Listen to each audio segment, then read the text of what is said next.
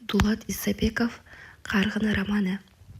Ол кезде жасы 18-ге толар-толмас уылжыған қыз еді.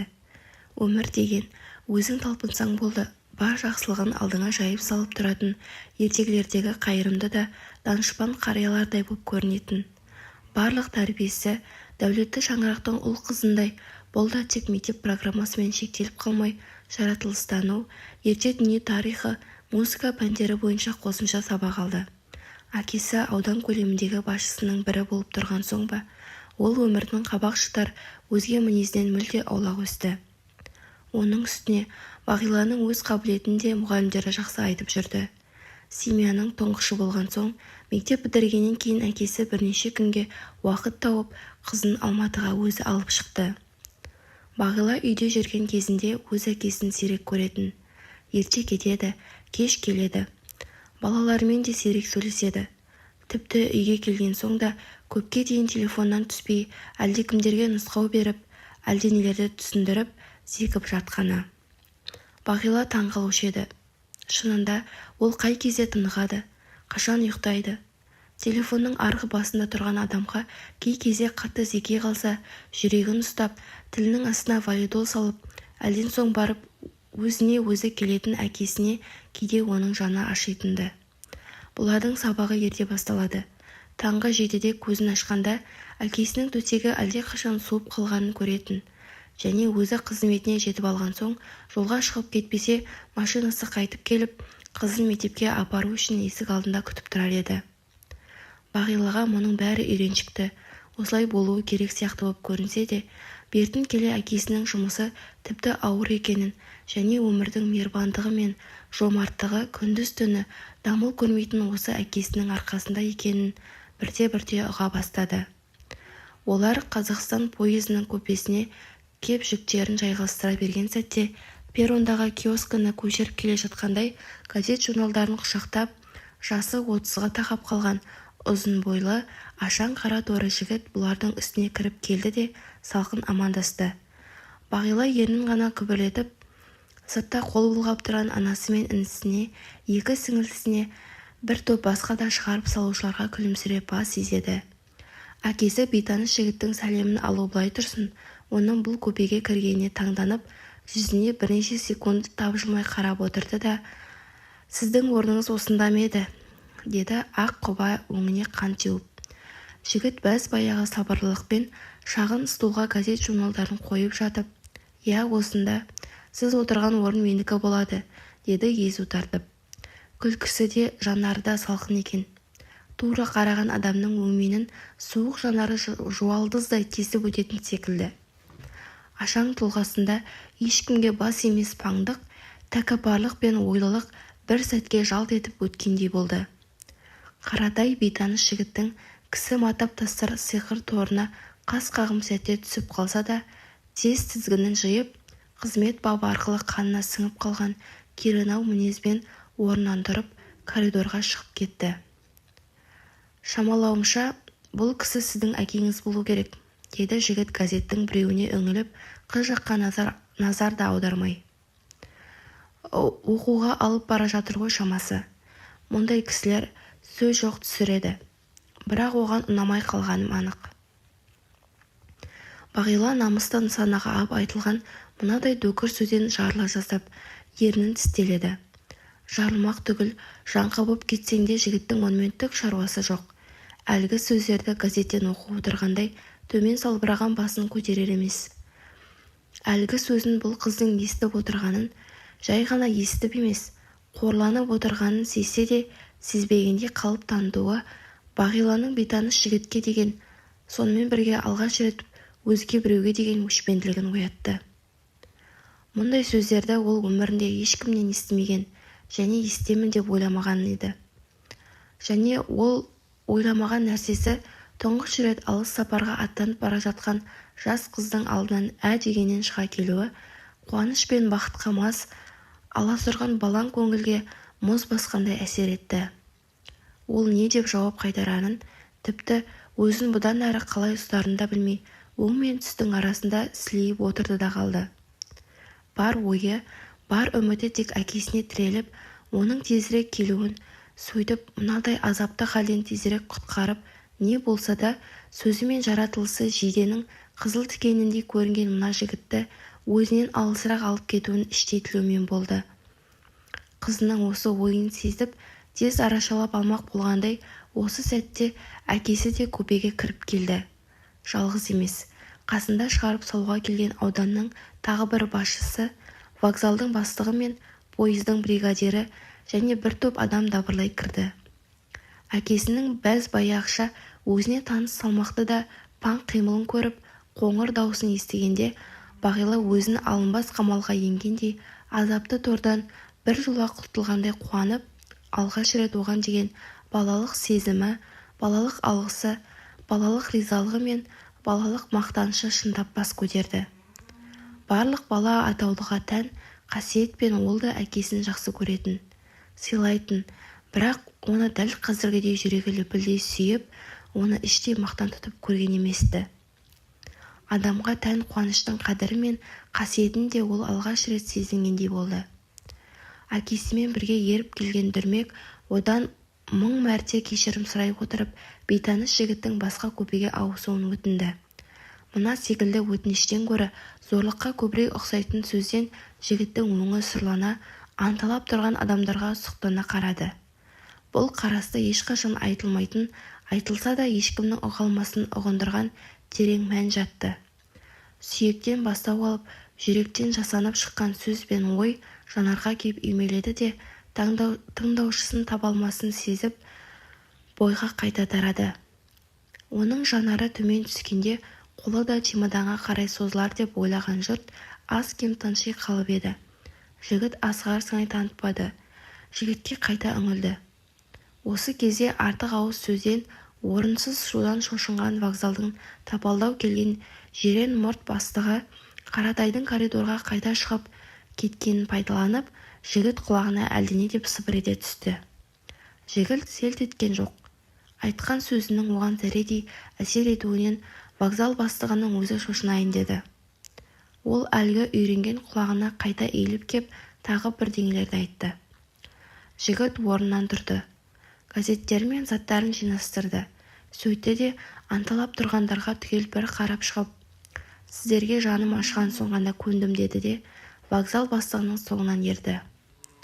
Қаратай ішке кірді. Жүзінде жеңістің, үстемдіктің салтанатының нышаны да жоқ. Осылай болуы керек. Қайта реніш байқалатын сияқты, осылай болмағанына. Бейтаныс жігіт шығып бара жатқанда, Бағила оның жүзіне көз тоқтатып қарады. Чемоданын қолына алғанша, одан құтылуға асығып отырған қыз, енді ол шығуға ыңғайланған сәтте ішкі жанашыр сезіммен көз тоқтатып еді. Оның тұлғасы мен бет пішіндегі алғашқы тәкаппарлық пен ешкімге бас емес паңдықты тағы тауып, таңдану мен аяушылықтың жұмбақ ортасында қала берді. Поезд орнынан қозғалды.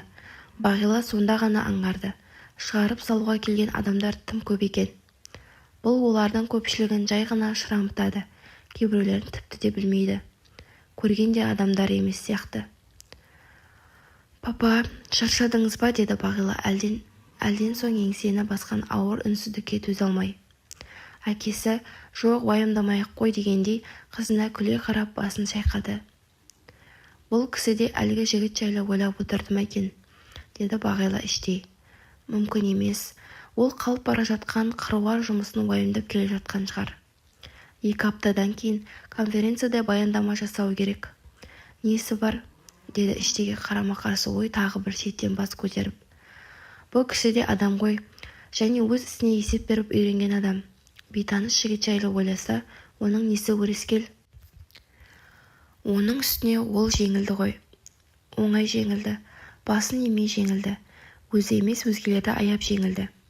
Бұл сөзді әрине папам да естті.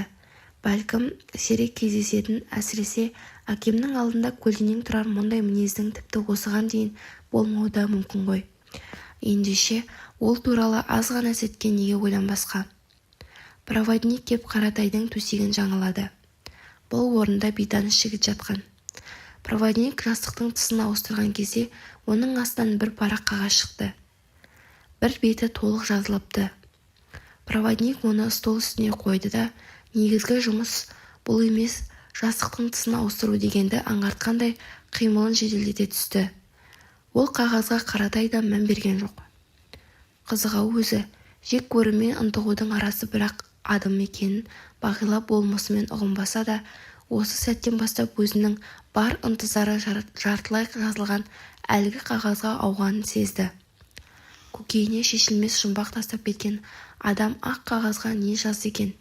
Онымен не туралы сөйлесті екен? Ондағы жазулар міндетті түрде өзі осы көзге шейін тыңдап, естіп, оқып келген сөздерден мүлдем бөлек болуы мүмкін. Қалай болғанда да Бағилаға осылай көрінді. Кенет найзағайдай сап ете түскен жаңа ойдан оның тұла бойы дір етіп, демі жиілеп сала берді. Бейтаныс жігіт қалып қойған қағазына қайта айналып соғуы мүмкін ғой. Бағила ол жігітті қайта айналып соғын іште қалады ма, қаламады ма, ол жағын өзі де анық аңғара алмады. Әйтсе де, ұзақ жылдар бойы ізет пен құрметтің, кішіпейілділік пен мейірімнің ғана бесігінде бөленіп, тып-тыныш, бір қалыпты баяу өмірі бүгін ғана түлер алдындағы үкідей бір сілкініп өткенін, сол сілкініс оның тынышын алғанын сезінбеске шарасыз еді. «Папа, шөлдеген жоқсыз ба? Шай әкеп берейін?» Бағила бұрын-соңды басына оралып көрмеген бір-біріне кереғар ойдың шырмауына төтеп те, жауап та бере алмай, содан құтылудың оңай тәсіліне көшіп, өзін бөгде қимылмен алдандырмақ боп бекінді. Бірақ әкесі әлі шөлдемегенін, біраз демала тұратынын айтып, оны купеге сонымен бірге шырмауық ойдың қамауында қалдыра берді. Купе есігі жайлап ашылып, ар жағынан рұқсат па екен деген ер адамның даусы естілгенде Бағила орнынан ұшып тұра жаздады. Мұның шошып кеткеніне, ақ сүтке қан тамғанда екі бетінің албырап шыға келгеніне жігіт те таңданып, аз-кем мүдіріп қалды да, «Қаратай Исаевич, сізге қазір ештеңе қажет емес пе?» деп келген мақсатын білдіріп шықты. Қаратай Бағилаға айтқан әлгі сөзін оған да тағы қайталады. Жігіт кешірім өтініп, есікті бұрынғы қалпынша жартылай жауып кетті. Бағила кейіннен білді, олармен бірге көрші көпеде екі жігіт келе жатыр екен. Әлде өз жұмыстарымен келе ме, әлде әкесіне еріп келе ме, ол жағын Бағила түсінген жоқ. «Папа, сіз жайғасып алыңыз, мен коридорға шыға тұрайын». «Мейлі қызым, тынығып алғанымда жөн болар». Мұның бойындағы әдеттен тыс бір өзгерісті ол сезді ме, қызының сөзіне бірден келісе кетті. Бағила коридорға шығып, ашық терезеден сағымға, маң далаға көз жіберді. Шетсіз да шексіз, бүкіл дүние тек осындай қырқасыз жазықтан тұратын секілді. Бір көрген адам мына сияқты аптапты далада байлап қойсаң шынжыр үзіп қашуға құмбыл екенін жасыра алмас еді. Өзі де сол ойдан аулақ еместі. Бірақ өткен жылы бір ай Қырымда демалып, бір ай Балтық жағалауы республикаларын аралап, қайтып келе жатқанда осы маң далада көзіне оттай басылған. Дүниедегі барлық жасыл алқаптардан сағым оранған аптапты даласы әлде қайда жақын, әлде қайда қымбат екенін аңғарды. Және де сол бұдырсыз дала өз жүрегінен қашан орын алып, алысқа ұзағанда орны бөлек сағыныш боп, санасын билер дәрежеге қашан жетіп үлгергенін де сезген емес. «Даланы тамашалап тұрсыз ба?» Желке тұсынан сыпайы, жұмсақ үн естілді. Бағила жайлап мойнын бұрғанда, өзіне қарап күлімсіреп тұрған, әлгінде ғана кешірім сұрап кеткен жігітті көрді. Оның бұл үнінде жас қыздың көңілін аулаудан гөрі не бұйырасыз, қызметіңізге әзірмін деген құлдық ордамағына қоюырақ жатыр еді. Өзін қашанда сылап-сипап жұрт алдында ізетті, алғыр, сыпайы, ақылды боп көрінуге тырысып, бір қалыптан таймайтын бидай өңді сұлуша келген осы жігітті Бағила әкесінің жанынан ау-ғау көріп қалатынды. Оның осы сыпайылығы мен мәдениетті, инабатты боп көрінуге тырысқан жасанды күлкісінің ар жағында қандай ой, қандай мағына жатқанын бұл ешқашан аңғара алмаған. Және мұндай күлкі мен сыпайылықтың ар жағында не жатқанын білу үшін оның жүзіне көз тоқтатуға Бағиланың дәті шыдаған емес. Керісінше, онымен кездейсоқ ұшыраса қалса байқамаған боп бұрылып кететінді. Міне, дәл қазірде ол алғаш көрінгендей жымия қарап тұр. Көңілі қаламаса да әйтеуір бірдеңе деп жауап қайтару керек екенін түсінген қыз, «Иә, тамашалап тұрмын» деп күбірете салды. «О, дала деген ғажап қой, бірақ Алматыға не жетсін? Барған соң егер қарсы болмасаңыз, сізді қыдыруға уәде берейін. Мен Алматының не бір ғажайып, әсем жерлерін жатқа білемін». «Алматыда мен де болғам, талай рет». Бағила оның биіктен құлаған судай арындап келе жатқан сөзіне бір шама тоқтау салмақ боп сөзін нықтап айтты. Солай ма? Дегенмен Алматыны, әсіресе оның төңірегін біліп болдым деп айту қиын. Білесіз бе, Алматының өзінен гөрі оның төңірегі сұлу, деді Тұрғат. Мүмкін. Мен онда 5 жыл оқыдым. Туып өскен жерім де сол төңірек. Егер сөзімде артық ауыз сарын байқалса, кешірім өтінем, туған жерге қарай жол жүріп келе жатқандығымнан шығар. Сізге керімсал тиіп қалмасын. Керімсал адамға суықтан жаман тиеді. Рахмет, тие қоймас. Дегенмен байқаңыз, ол қызға аса жанашыр кейіппен бір қарап қойды да сөзін қайта жалғастырды. Әрине, әркімнің өзі туған жері өзіне ыстық. Сіз әлі жассыз, кейінірек бәрін өзіңіз түсінесіз. Шынымды айтсам, әуелгіде бұл жақтан тұра қашқым келді. Бірақ Қаратай Исаевичтан қысылдым. Қазір үйреніп, бауыр басып қалған сияқтымын. Әйтсе де, туған жерді сағынатының рас. Сіздің басыңызда осындай жағдай болды ма? Әрине. Сенбеймін. Туған жерге ынтыға қоятындай сіздің басыңыздан үлкен оқиғалар өткен жоқ. Тым болмаса, мен секілді әскер қатарында да болып көрген емессіз. Ол өз сөзіне өзі разы боп, әрі қыз көңілін аулай түсу ниетімен біраз қарқылдып күліп алды. Мен алыста, Германияда болдым. Сол кезде бар ғой, нансаңыз оңым түгіл түсімде де көрмеген сіздердің мына маң далаларыңызды да сағындым. Туған жерін сүйе алмаған, сүйалар ма туған елін деген бір өлең бар ғой, сол тауып айтылған. Туған жер жайлы бұдан басқа өлең білесіз бе? Білеміз ғой, студент кезімізде көп оқушы ек, қазір уақыт қайда? Қол тимейді, жоғарғы жақ бізден қандай өлең оқыдың деп емес, қандай процент орындадыңдар деп сұрайды. Бағила болар-болмас езу тартты. Қыздың күлгенін тапқырлығына балаған жігіт, бізде бұндай әңгімелер әлі көп дегенді аңғартып, галстугын түзеп, ту алысқа қараған боп кеңкілдей күлді. Айтыңызшы, туған жер жайлы баса қандай өлең білесіз?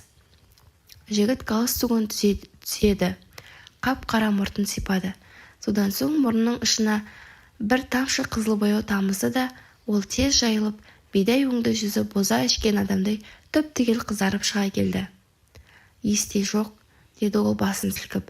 Қазір оқыған нәрсең есте тұрмайтын болды. Неге? Деді Бағила оның жүзіне бірінші рет таңдана қарап. Жұмыс, тағы да жұмыс, шегі де шеді де жоқ. Айтыңызшы, Циолковскийдің жұмысы жоқ болған деп ойлайсыз ба? Жігіт енді оған таңдана қарады. Оны неге сұрап тұрсыз? Әрине көп болған. Сол кісі әдебиет жайлы мақалалар жазған. Естімеп пе едіңіз? Оны білу үшін пәленде көп уақыттың қажеті жоқ. Егер кім не біледі деген тақырыпқа викторина өткізер болсақ, онда әрқайсымыз... Жоқ, нақтысын айтам. Мәселен, сіз өзіңіз сүйіп оқитын 4-5 ақынның атын атап беріңізші, ал мен санап тұрайын. Қане? Бағиланың санауға дайындалып қолын көтергенін, өзіне бейкана балаң жүзбен тесіле де сынай қараған, күлкіге толы қарақаттай мөлдір жанары жігітті абдыратып тастады. Атап айтсам, Пушкин. Бір, деді Бағила сол қолының бас бармағын жұмып.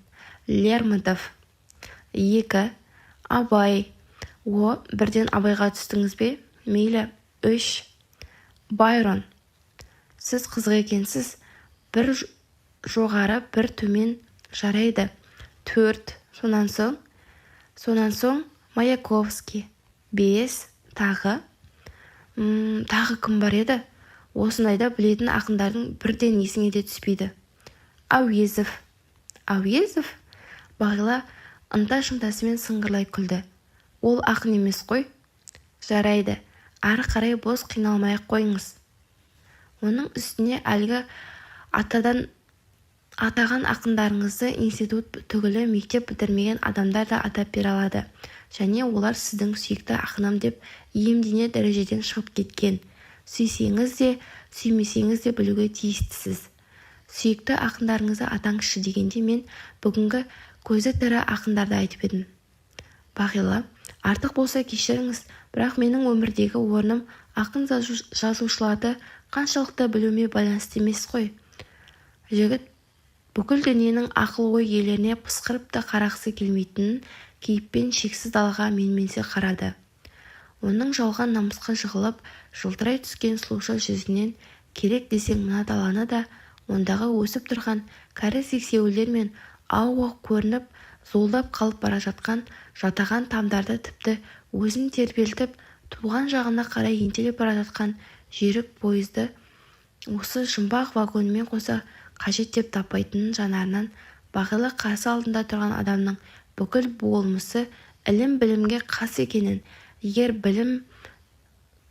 ілім-білім тұзды су боп, бұл қияр боп, екеуін бір бөшкеде бір жылыстасаң, мынау бойыңа дымқыл тартпай құрғақ шығарын байқады. Осыны байқаған кезде ол ойда жоқ жерден әкесіне жан ашыды. Оның төңірегінде осындай адамның барлығына іштей қынжылды. Бірақ жас қыз өзінің бұл байқағандарының бәріне өзі қайтадан күдікпен қарап, осының бәрі асығыс болжам, жалған топшылау шығар. Тіпті олай болмаған күнде де әкемнің өрісінде бұл жігіт кездейсоқ ұшырасып қалған жалғыз шығар деп өзін-өзі жұбатты. Енді ол мына жігіт жаққа көз салғысы келмеді. Және бір ғажабы, оның көрікті сұлуша жүзі өз жүрегінде жеркеніс сезім оята бастағанын, көріктіліктің адамды теріс айналдырар қасиеті боларын да алғаш сезінді. Бірақ мұның себебінің неде екенін, оның нақты қандай қарым-қатынастардан туындайтынын жас қыз біле алмады. Олар осылай бірнеше минут үнсіз тұрды. Бағила бұл секілді ішкі арпалыстың иық өздері салмағына төзе алмаса, мына жігіттің дүние бір жақ, өзі бір жақ бейғам қалпы осылай еттім-ау, ағат болды-ау деп қиналудан гөрі қайта сол сүйегі қураған тірі жүрген ақындарды, соларды туғызған мына сияқты жер даланы әлі де кінәлауға даяр сыңайы оның ішкі азабын ауырлата түсті. Қыз орнынан білдірмей қозғалып әкесі жатқан көпеге қарай жылжыды. Басынан сөз асырмас, бәрінен өзінің еркектік намысын жоғары қоятын жігіт, өмірдегі орным ақын жазушыларға түкте қатысы жоқ деген философиясын үнсіз паш етіп, тәуелсіз, дербес жағдайда қимылсыз қала берді. Бағила 2-3 қадам аттады да, оған ақын қайта бұрылып, кешіріңіз, әлгі біздің көпедегі жігіт бір қағазын тастап кетіпті. Егер оның қайда екенін білсеңіз, айта салғайсыз, деді жасқана үн қатып. Жігіт күллі әлем мен күллі ақындарға деген ренішін сәл ғана сәтке қоя тұрып, бұған күлімсірей қарады. Егер ол жігіттің қайда екенін айтсам, сізге қызмет еткен боп табылар ма екенмін? Сізге қызмет етуге әрқашан дайын екенімді білесіз ғой. Оның жүзінде әлгі намысқойлық пен өкпе реніштен ізде қалмай, тек баяғы сыпайы күлкісіне қайта оралыпты. Бағила оның бойындағы өлермен өзімшілдіктің қайнауы әлі басыла қоймағанын білсе де, соның бәрін ішінде оңай тұншықтырып, қалаған сәтінде, қалаған күйге түсе алатын мына сияқты ерекше қабілетке мейлінше таңданды. Оның жүзіне көз тастаса, тағы да сол жүрек қобалжытар шектен тыс сыпайы күлкі мен сыпайы ізетті көруден тайсақтап, Бағила оның лактелген қара туфлиіне қарап тұрып, жоқ, маған емес сол жігітке қызмет еткен болар едіңіз, деді де өз сөзінің жігітке қандай өзгеріс енгізгенін күтпестен көпесіне кіріп кетті. Әкесі ұйықтап жатыр екен. Қашанғы әдетінше аузын сәл ғана ашып, бір қалыпты баяу қорылға кірісіпті. Осыдан 3-4 жыл бұрын қайтыс болған әжесі үй ішінде қорлаған адамды ерінбей жалықпай аралап жүріп оятатынды. Білдірмей басып келіп, иығынан ақырын ғана түртіп, бір қырыңнан жатшы, дер еді. бір қорылда тоқтатқанда әуелгі оятып кеткен адамы қайта бастайды. Бұл оған қайта барады. Сөйтіп өзі қалжырай ұйықтап кеткенше балалар мен немерелерінің арасында арлы-берлі тыным таппай жүрер еді. Әже, қорылаған адамды неге оятасыз дейтін Бағила. Түнде адамды шайтан бауыздайды, сонан соң қорылдайды дейтін әжесі. Әжесінің қорқынышты сөзі бала кезінен санасына сіңіп қалғандықтан ба, әлде ес білгелі бір өзі жеке бөлмеде жатып тыныштыққа үйренгендіктен бе, Бағила қасындағы адамның қорылдағанын ұнатпайтын. Сол әжесі секілді тап қазір де әкесін ақырын түртіп оятпақ боп оған жақындай беріп еді, кішкене стол үстіндегі жартылай жазылған баяғы қағазды көріп, ол сол орнында әрі-сәрі күйде тұрып қалды. Коридорға шығып, сыпайы жігітпен әңгімелескен аралықта көңілден аздап ұмыт бола бастаған бейтаныс жігіт жайлы ойы мен жастық астында қалып қойған қағаз оның санасына қайта кіріліп, тынышын тағы ала бастады. Ол қолын жайлап созып, сыдырын естіртпей қағазды алды. Демі дірілдеп, шын ұйықтап жатқанына ақырғы рет көз жеткізіп алмақ болғандай әкесіне тағы бір қарады да полкасына отырып қағазға үңілді. Жасы 17-ден енді ғана асқан қызға мұндағы сөздер мүлде жат, мүлде алыс көрінді. Ол әуелгі сөйлемнің өзін дегеннен түсіне алмай бірнеше рет қайталап оқыды. Таңдану мен табыну ешқашан абстракциялы ұғым болып көрінген емес. Өйткені бұл екеуі тек жеке адамның ой-өрісі мен парасат деңгейіне тікелей байланысты. Ал жеке адамның өзі де ой-парасаты да әрқашан нақтылы. Айталық, Тиккерей, Гюго, Франц, Шиллер, Скотт, тағы басқа дүниеге белгілі жазушылардың шығармаларына өз басым ешқашан таңғалғанда табынғанда емеспін. Осылай дегенім үшін бәлкім маған кейбіреулер тіл тигізер, қайдан шыққан данышпансың, өзің не бітірдің, тағы сол сияқты деген сияқты толып жатқан кінәлаушылар сұрақтарды қояр. Демек олар табынушылар. Таңданушыны өз пікірін қайтаруға немесе сүйіспеншілігін бәсеңдетуге болғанмен табынушыны бетінен қайтару қиын. Ол культ пен фанатизмге ұқсас. Фанатизм мен парасат қатар өмір сүруі мүмкін емес. Өйткені олар бір-біріне жау ұғымдар. Фанатизм тек сауатсыздық деген ортада гүлденер болса, парасат білімді ортада өсіп өнеді. Демек адам неғұрлым көп білген сайын өзінің бұрынғы таңданып, табынып келген нәрселеріне қайта баға бергіш болады. Жоғарыдағы жазушыларға табынбайтыным, тіпті таңданбайтыным әйтеуір осылайша біреу-міреу жаза алатын болғандықтан. Мұндай шығармалар адам творчествосының потенциалды мүмкіндігі шеңберінің ішінде жатқандығынан. Керісінше, 18 ғасырдағы көпке белгісіз Барель 23 жасында қайтыс болған. Шығармаларындағы философиялық концепциялар мені көбірек қызықтырады. Тіпті оның ешкім ойламаған жақтан келуі адамдар тіршілігіне төңкеріс енгізбек болған өзіндік ойы таңдандырады.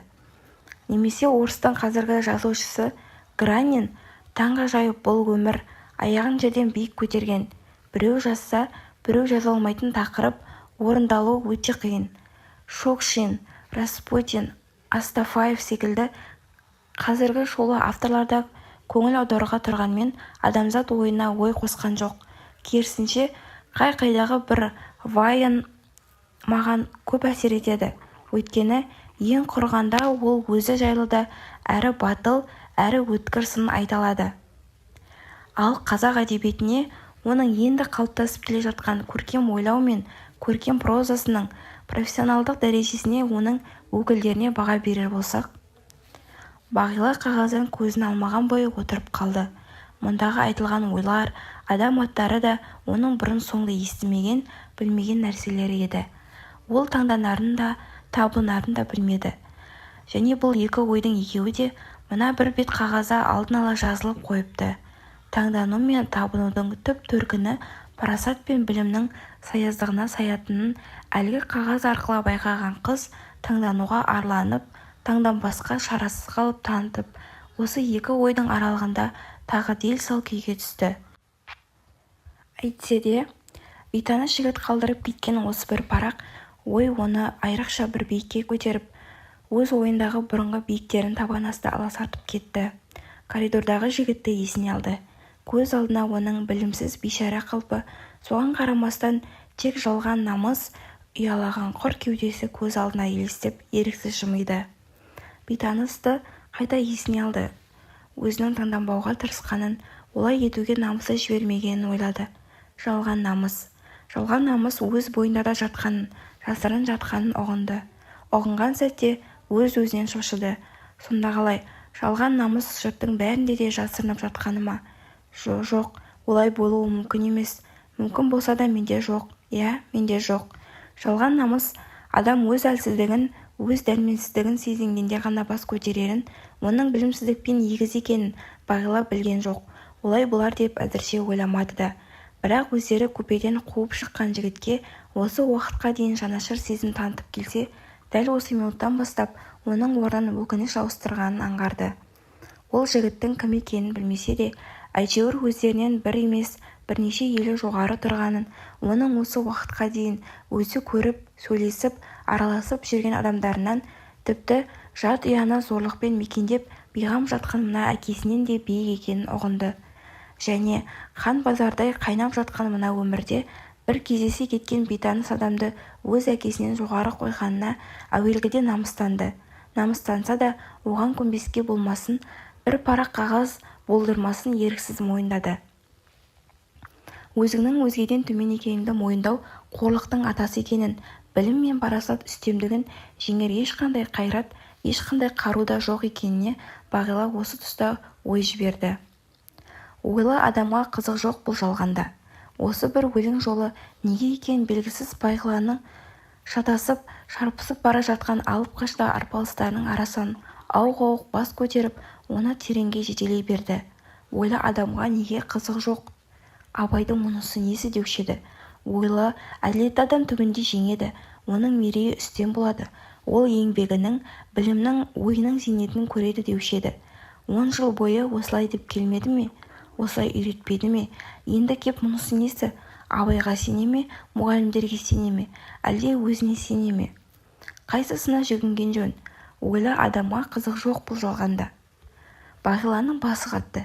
Кімге сенерін, даланың сағымындай шұбырған ойларының қайсысын ұстарын, қайсысының жалына жабысарын білмеді. Әйтсе де осы жолдар тылсым бір құдіреттей оны өзіне қол бұлғамай-ақ үнсіз жетелей берді. Сол жетекке еріп, алғаш адым басқанда, көз алдына көрпе-көрнеу әділсіздіктің оңай құрбаны боп, жылы орнынан айырылып бара жатқан жігіт елестеді. Жаңа ғана өздерінің бәрінен биік санаған жігіт. Көпеден айырылу өмірдегі ең қатал, ең сорлы қорлық емес шығар. Бірақ қайткен күнде де жеңіл ғой. Біреудің үстемдігін сезіну, мейлі үлкен бе, кіші ме, әйтеуір жанға түсер жара, ар мен намыстың жығылуы. Ал ар мен намыста үлкен, кіші деген ұғым жоқ, болған емес. Өздерінен биік санаған жігіт өздерінен аласа болды. Аласарған жоқ, аласартты. Биік ой аласа, ойдың алдында жеңіліс тапты. Неге? Бағила бұған жауап бере алмады. Жауап бергені сол, аузын сәл ғана ашып бейғам ұйқыда жатқан әкесіне бір қарады. Қарады да өз ойынан өзі үрейленді. Өн бойы діріде түсті. Ол қағазы кішкене стол үстіне қайта қойды.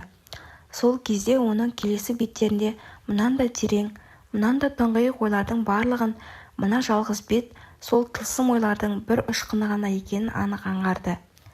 Жас қыздың көкейінде өзі де біліп болмайтын ерекше бір ынтызарлық, оның қалғанын беттерінде не жазылғанын білуге құштарлық бас көтерді. Осы бір сезім тереңнен оянуы мұң екен, сол беттердің иесін бейтаныс жігіті тағы бір көрсем, онымен тым болмаса бір рет тілдессем деген ұры ой қоса көтерілді. Оны бір көруді, бір рет тілдесуді тілеген ойынан ол сескенген де үріккен де жоқ. Поезд Алматыға кеш құрым кеп тоқтады. Әкесінің мұнда да таныстары көп екен. Қайнап тұрған шілденің күні болса да, костюм киіп, галстук таққан 4-5 еркек бұларды вокзалдан дабырлай күтіп алып, манадан сазары тосып тұрған су жаңа 2 Волгаға қарай алып жүрді. Бағила бұл кісілердің кім екеніне, өздеріне қандай қатысы бар екендігіне ой жібермеді. Әйтеуір, әкесі жүрген жерде ылғи осылай боларын, қайда бармасын, қай ортаға түспесін, бәрінде де сый-құрмет иесі боп шығарын көз ашқалы көріп келе жатқандықтан бұл сияқты ерекше ықыласқа мән де бермеді. Машина көк терекке көмілген әсем көшемен зулап келеді. Күн әлі бата қоймаса да, мұнда қара көлеңке әрі ауа қоңыр салқын екен. Көшеге жаңа ғана су себілген болса керек.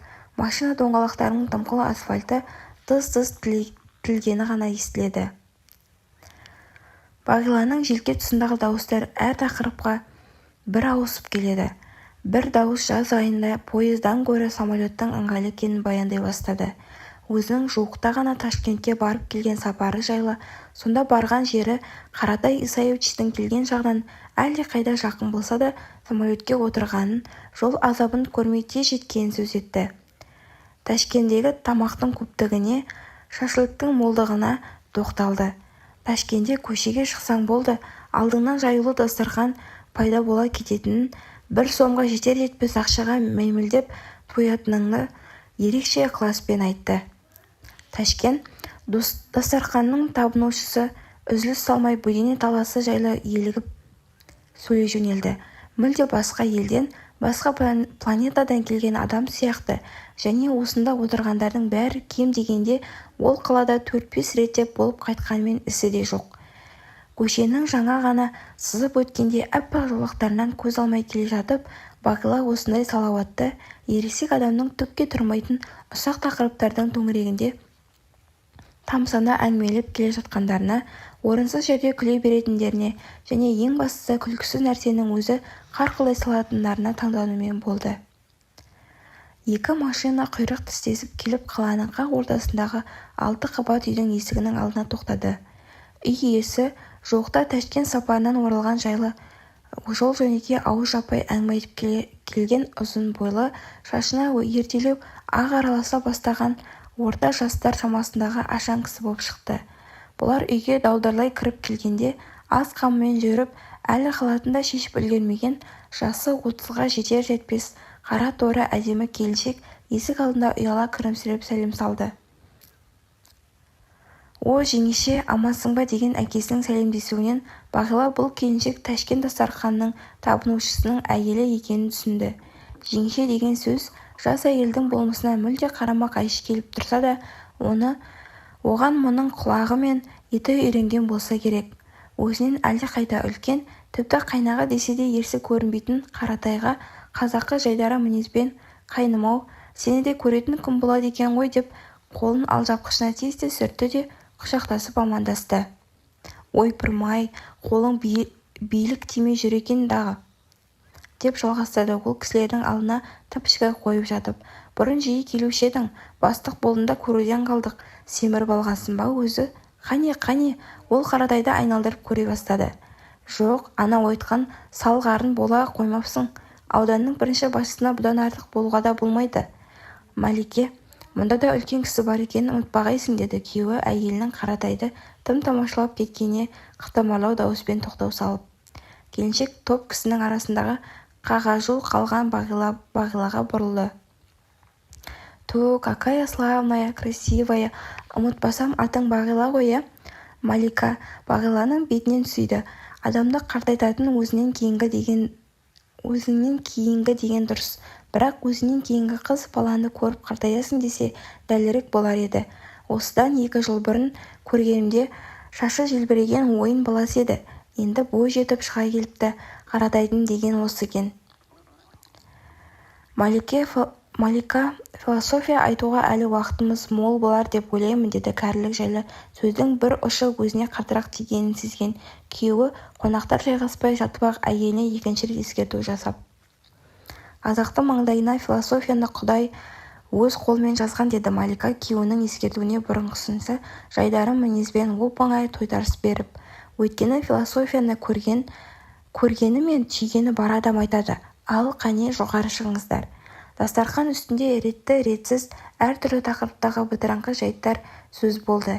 Ауа райы, саясат, үкімет адамдарының арасындағы өткен әңгіме, біреудің қызметке тағайындалуы мен босауы, сонан соң әлбетте үй иесінің Ташкент сапарындағы көрген-білгені де ұмыт болмады.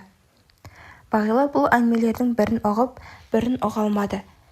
Және олардың сөзінде ойда қалар, көңілді селт еткізер жаңалық, тосындық жоқ секілді болып көрінді. Ол мұндай әртүрлі адамдар бас қосқан жиындарда әке-шешесімен бірге жүріп талай болған. Дастархан басындағы адамдардың ат жөндері мен түр-түсі, атқарар қызметтері басқа болғанмен, бәрінің айтар сөздері мен күлкілері, әзіл-қалжыңдары бір-біріне ғажайып ұқсас келетініне әуелгіде таң-тамаша қалатын. Бертін келе бұған да құлағы үйреніп, кісіні жалықтырар әңгімелерді ұқпаса да үнсіз тыңдап, өз қиялмен өзі болып отыра берер жақсы әдіс тапқанды. Бұл жолы да сүт қосқан күрең шайды ауық-ауық ұрттап қойып, қонақ бөлменің екі жақ қабырғасына сірестіре жиылған кітаптардан көз алмай, түрлі-түрлі ой құшағына шомды. Бұл қонақ бөлмеден гөрі кітапханаға көбірек ұқсайтын сияқты. Бағила бір сәтке осындағылардың бәрі кітапханада шай ішіп отырған адамдарға ұқсатып, өзінен-өзі іштей жымиды. Және бұлардың кітапханада шай ішіп, қарқ-қарқ күліп отырғандарын кітапты сыйламау, оның қасиетін қорлау деп ұқты. Ол Ташкендегі қораздар таласы жайлы тамсана айтып отырған үй иесіне бір сәт қарағанда, көз алдында бет сүйегі шығыңқы, ойнақы жанарынан оты таймаған, кісі сынай қарайтын, істік мұрын, еріндері қаймақтай, ақ сары адамның суреті қалды. Неге екені белгісіз, бұл сурет Бағиланың санасында ұнамсыз сезім тастап кетті. Бағила бұл секілді адамдарды да көрген, және олардың көпшілігі қытымыр, даукес, өзімшіл, қызғаншақ, ұсақ, сараң, мақтаншақ болып кететінін, оның үстіне мейлінше сақ әрі міндетті түрде жағымпаздыққа жақын жүретінін де байқаған. Көз алдындағы елес портреттен назар аудармай тұрып-ақ, ол үй иесінің мына кітаптарды түгел оқыған-оқымағаны жайлы өз көңіліне бір сұрақтың жылт ете қалғанына таңғалған жоқ. Бағила, шайыңыз суып қалған ғой, кесеңізді беріңіз, ауыстырсын деді. Оң жағынан естілген дауыс жаққа қарағанда, қасында отырған ақын жазушыларға өкпелі жігітті көрді. Бұл қашан кеп қасыма отырған? Ыстық күнде костюмін шешіп тастаса қайтеді? Маңдайдан аққан терін сүртсе болмас па? Бағила бұл жігітке деген жүрегіндегі жек көру сезімінің кенет жеркенішке ауысқанын сезіп, қабағын тыржитты. Тұрғат қыздың бұл мінезін бөтен үйдің шағырынан қысылып отырғанға жорып, оның кесесін өзі алды да шай құйып отырған Мәликеге ұсынды. Жеңгей, аса ыстық болмасын, сүтін молда қойыңыз, Бағила ыстық атаулыны ұнатпайды, деді ол соңғы сөзін Бағилаға бағыштап, мейлінше жұмсақ еркелеткен үнмен. Өзімшілін қарай көр, деді Бағила іштей ызаланып. Менің нені ұнатып, нені ұнатпайтынымды қайдан біледі? Жоқ, ыстығынан құйыңыз, деді ол кенет Мәликеге. Тұрағат сасқан жоқ. Бұл жолы да Бағиланың қасиетін жақсы білетін сыралғы адам болып шыға келді. Мейлі ыстық болғанда дұрыс, ұзақ жолдан шаршағанда ыстық қалайтыны да бар, деді ол мүлде салмақты үнмен. Ұятсыз, деді іштей Бағила. Мұнымен не ұтпақ? Стол үстінде тұрған 7 литрлік электр самовары мен адамдардың лебінен қала берді. Кішігірім театрға лайықты үлкен-үлкен екі хрусталь люстраның әсерінен үй іші моншаға айналды. Терезе алдына қойылған жел диірменде үлкен желеткіш осындайда қызмет көрсетіп қалуға тырысып, қанша гүжілдегенмен үй ішіне қамалып қалған қапырақты айдап шығалар емес. Қаратай орнынан ақырын көтеріліп, үстіндегі жаздық сұр костюмін шешіп, орындық арқалығына ілді де галстугын кішкене журнал столының үстіне лақтыра салды. Содан соң көйлегінің жоғарғы екі түймесін ағытып, иығынан ауыр жүк түскендей терең бір демалып орнына қайта отырды.